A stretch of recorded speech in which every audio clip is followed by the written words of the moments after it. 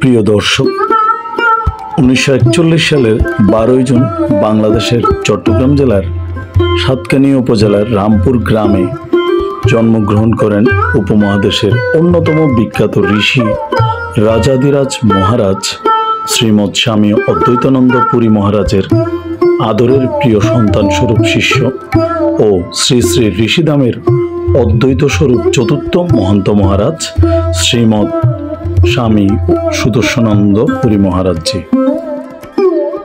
শ্রীমৎ স্বামী সুদর্শনানন্দ পুরী মহারাজের অগ্রজরা সকলেই ক্ষণজন্মা হওয়াতে তার গর্ভধারিণী মা শিশুকালে তাকে সাথে করে ঋষিধামে নিয়ে আসেন জগৎগুরু শিবকল্পতরু শ্রীমৎ স্বামী অদ্বৈতানন্দ পুরী মহারাজের কাছে সন্তানের পরমায়ু কামনায়। সন্তানকে স্বামীজির চরণতলে রেখে তিনি বললেন, বাবা, আমার এই সন্তান ছাড়া আর কোনো সন্তান জীবিত নেই, সকলের অকাল মৃত্যু হয়েছে, আমার এই সন্তানকে আপনি পরমায়ু দান করুন।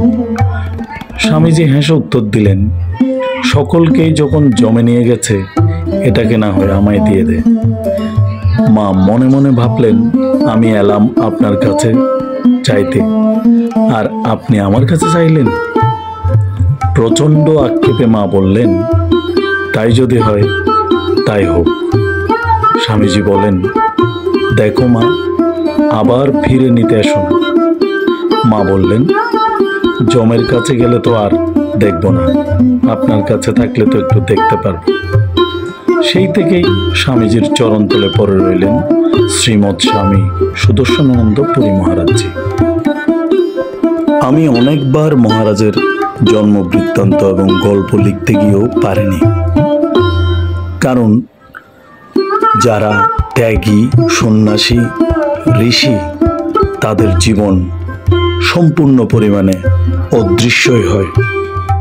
ঋষিধামে কুম্ভমেলার প্রচলন ঘটান শ্রীমৎ স্বামী অদ্বৈতানন্দ পুরী মহারাজ এবং 21টি কুম্ভ ইতিমধ্যে সম্পন্ন হয়ে গেছে।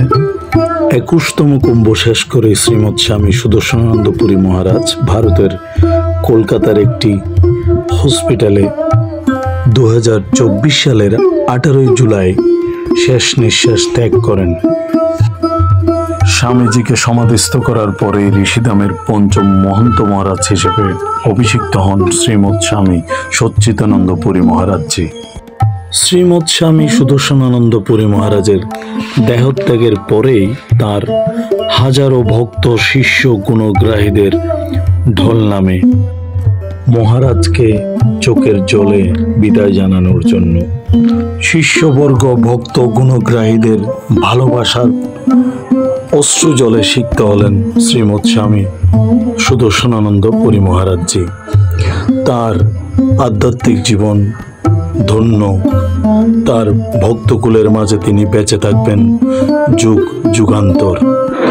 সর্বশেষ শ্রদ্ধা জানানোর মধ্যে দিয়ে শ্রীমৎ স্বামী সুদর্শনানন্দ পুরী মহারাজের সমাধিস্থকরণ সম্পন্ন হয় এবং ভক্তরা চোখের জলে বিদায় দেন।